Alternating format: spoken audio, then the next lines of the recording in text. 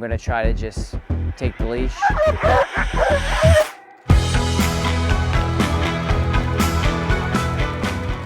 So I got him at 9 months. He's almost 4 years old.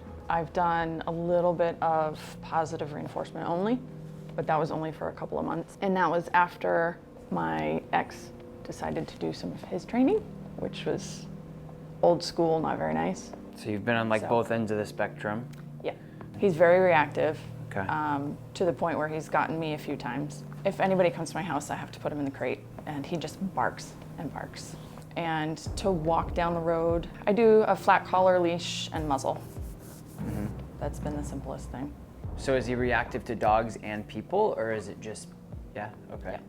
Was there anything in particular that set it off, or do you feel like he just developed into this more reactive dog? I think he developed into a more reactive dog, but also my ex.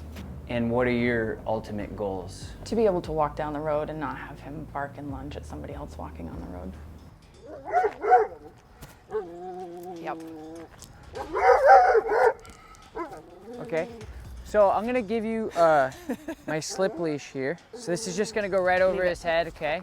So he's very fearful, so I think I'm gonna try to just take the leash. He's probably gonna come at me a couple times. He'll probably try to retrieve, but he's scared. You can tell he's totally scared. So I'm gonna try to take the leash, see what happens. Okay, so let's just, let me see if I can get that leash, and then you just kind of hang on to that, yeah. Just hold on one second.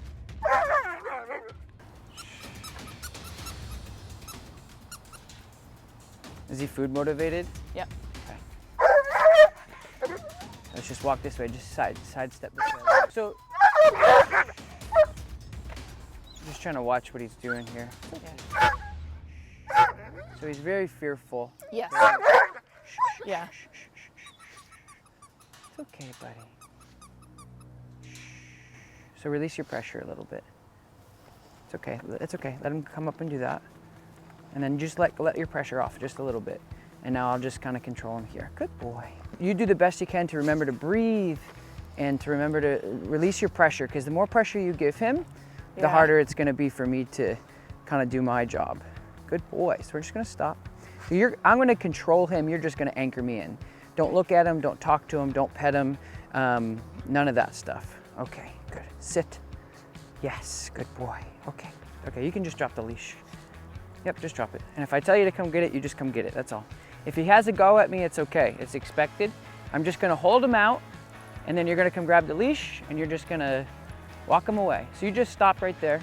Just going to see how he does without you, okay? So this is hard for him because he's very fearful. He's very nervous. Bruce, come. So I have to play this. Leave it. Leave it.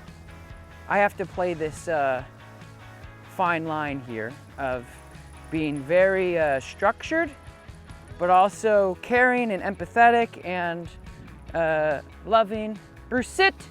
Good boy. My analysis there was his hackles were up, he was fear barking, he was terrified. And a lot of dogs will actually have a go at people very seriously if that happens and people can get bit, and they have. What I did is I just waited it out a couple seconds to see if I just stood my ground, because every single time he's probably ever reacted to that, he's gotten what he wanted, which is the person runs away or you run away, right? And so that's his fear mechanism, is he sees something he's unsure of, so then he reacts and he gets his way. It's balance, right? So you said that you kind of dealt with positive only and then kind of, you know, more correction-based compulsion like type stuff, and what you want to do is kind of be right in the middle to say, hey, I'm not going to run away from you, but I'm also not going to kick you in your face if you bark at me. I'm just going to stay here. and then he kind of let down his guard a little bit, and then when he went to my foot, that's when I knew. I was like, oh, we're in, we're good, because that that just tells me where he's like, oh, maybe you're not so bad, and then he's like, who are you? And then he went from here to here. What he's got to do is he's got to learn how to handle new things. When he sees new things, he hears new things, he smells new things. Right now, this is a lot of confidence building for him, because he's smelling all these new things. He just saw another person, no reaction. He just heard another dog, he sees another dog, no reaction.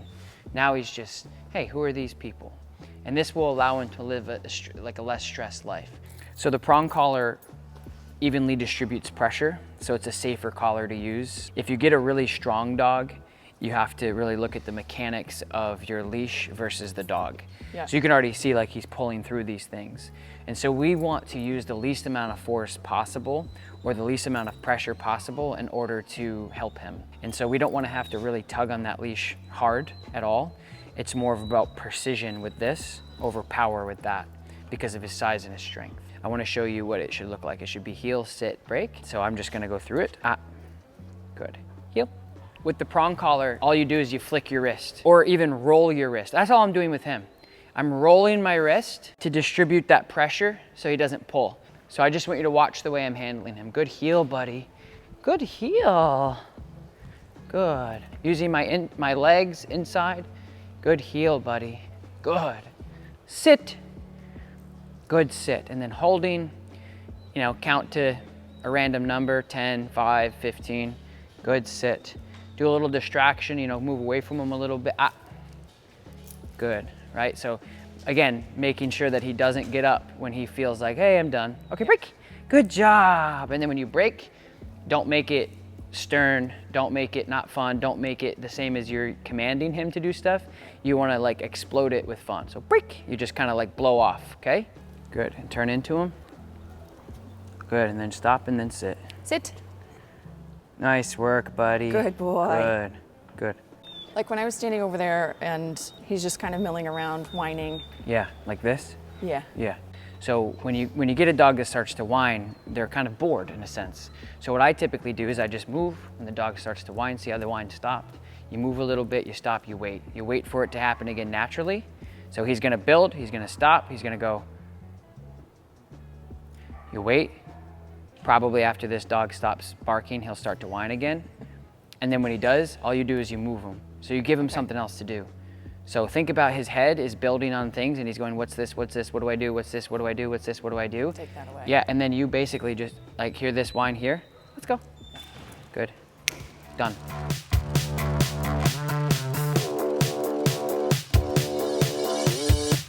So you can just heel him back and forth. So leave it. Leave it. So remember that pop is what we want to do. Good boy. Air scenting. Good, man. Leave it. Good. So the difference, this is something Megan and I worked on this morning as well. It's the difference between your dog reacting and not.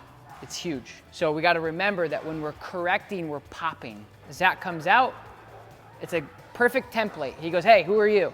We have to snap the collar and say, leave it at the same time. And what we were doing is more of a pull. So you guys heard the chain snap off. As soon as I correct him, he put his head down, he wagged his tail, he's like, okay, sorry. Because he's only reacting mostly out of fear. He's like, I don't know what to do. And I go, hey, it's not your place. He goes, oh, okay. So why don't you just go ahead and heel? Heel. You could go right on the mats if you want. Leave it. Now walk. Heel. That was good, but that was like the first correction you gave him that he actually listened to. So that was good. I just would say in the future the timing could be better because that way it's not like this. You guys we both probably just scared each other. You're like, whoa, shit, what was that? Yeah, I think so, because it was abrupt. Yeah, exactly. And that's okay. Good heel. Bruce And heel. remember, wherever the head goes, the mind goes. Bruce heel. Leave it. Good job. Good boy. This is not a race, we're just training. Nice heel, good heel. So if you have somebody coming to your house, you would just go on a neutral walk, and a neutral walk would be just going outside of your property.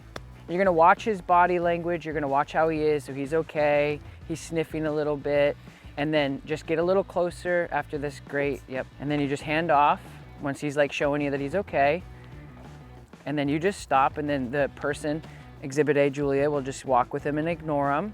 So you'll have to tell your people to say, just ignore him. He's not gonna be these people's friend in the beginning. Right. He just needs to know that they're not necessarily a threat. So his MO, like he was yesterday with me, is I'm gonna kill you, and then if you take the leash and say, well, I'm not gonna kill you, he's like, okay, good, because I didn't really wanna do anything anyway. So as long as they're neutral and they're not talking to him, they're not petting him, they're not looking at him, they're not leaning down, and they bring him for a nice walk, and then you can have that person come on your property, and then you can have that person come inside, and then start, once he shows good signs of behavior, you can do treats. That's how it would go. Good. Hey. Good boy. Do you want to send ZB out? We could do it again with a guy. So same thing with Zach, just a new person. So different body language with Zach. Just it's okay. Come back this way. I'm gonna go this way. Heel. And I would wait 1 second because see those eyes he's given? He's a little nervous still. Let's keep going, and then what we'll do is when we switch, he'll be on Zach's side, and that'll give us a more realistic idea of what's gonna happen. Good. And then whenever you're ready, Zach, you can do a little handoff. Good boy, Brucey. Good man, Bruce. There, good boy. So he's just smelling them. And it's the same thing he did with me. He starts down at the shoes and then works his way up, and then he's like, oh, okay. Yeah, Not too bad. And the other thing I would do too is because he has been so passive after the fact of teaching him what's appropriate behavior and what's not, meaning the one correction that we gave him was enough for him to get the message like, okay, I don't do that, I don't think anymore, I don't think that that's good. Now all he's done, almost all of yesterday and all of today for sure, is just been looking and smelling. He's not been vocalizing too much. Yesterday a little bit, today hardly at all. I didn't hear anything anyway. So my point is come here, buddy. Come here, bud. So what I would do is when you are in situations, like I would bring him into situations where you can just walk him downtown with his muzzle on and just use tons of positive reinforcement with him. So get his favorite treats out, fast him in the morning so he has not eaten breakfast. And then what you can do is literally walk downtown and then every 45 seconds stop, sit, pay him 1, 2, 3, good boy, break, and then do it again and really just desensitize people. So he just gets overstimulated with new people and just advocating for him to let people know that they can't pet him even though he's cute. Having the muzzle on is gonna be helpful to deter some people, but there's still gonna be people that are gonna wanna pet him.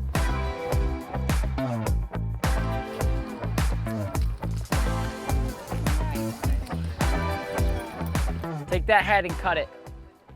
Right, go to your right. Wherever the head goes, the mind goes. So when you get that build, cut. See, now it's gone, and then you go right back. So you can kind of zigzag out. So the pressure builds, the pressure builds, the pressure builds. Yeah, and then you could go boom. Yeah, see? So that way you can have your cake and eat it too, where you're still doing what you're supposed to be doing, but you're decreasing that build. Yeah, good. And now on the way back, it's not gonna be anything because the dog is on the left side.